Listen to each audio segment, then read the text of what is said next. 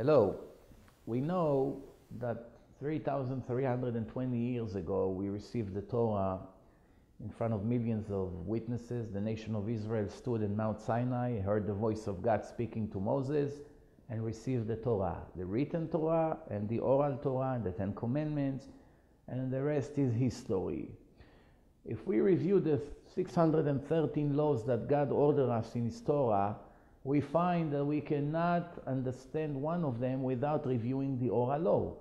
Because the written Torah only say the name of the mitzvah, the name of the commandment, with no instruction whatsoever. There's no way to make one mitzvah possible without reviewing all the instructions that come verbally to Moses, and he passed it to the nation.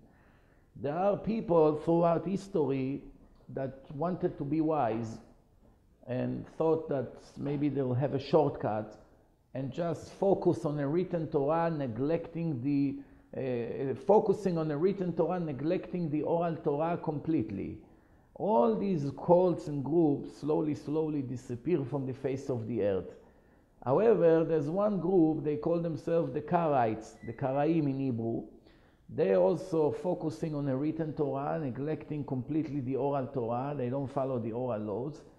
And it's very interesting because 250 years ago, in the time of the Vilna Gaon, the rabbi that lives in Vilna, 250 years ago, there was a debate between the rabbi of the Jewish community to the head of the Karaites community in front of the king of Poland.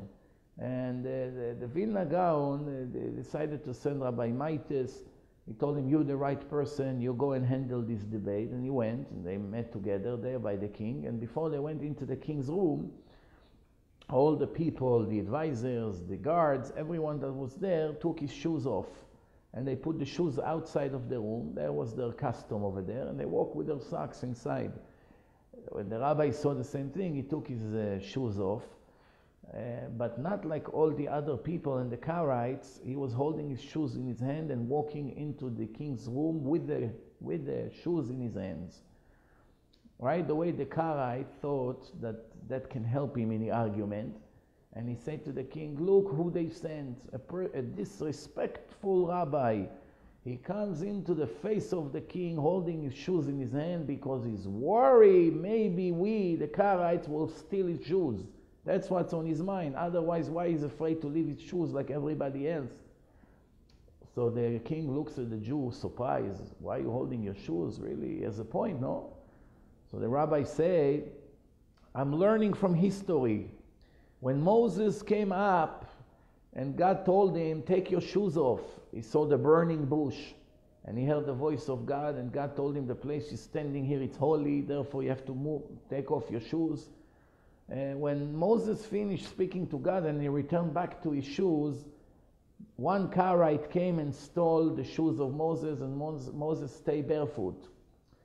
If they did it to Moses, what's guaranteeing me that they're not going to do it to me?" So the Karaite started to get furious. He said, "Your Majesty, that's a lie. He's lying. I can prove that he's lying." He said, "There was no Karaites then. The first Karaites that funded the cult of the Karaim, the movement that called the Karaites, his name was Rav Anan. He lived 1,000 years ago only. Moshe was 3,320 years ago. There's no Karaites. He's lying. Nobody stole Moses' shoes." So the rabbi said, "That's exactly the point, Your Majesty. His ears should listen to his foolish mouth. When Moses received the Torah, there was no Karaites around. Even 1,000 or 2,000 years, there was still no Karaites. 2,300 years after Moses, one person made up a movement, coming up with his nonsense, and they follow it.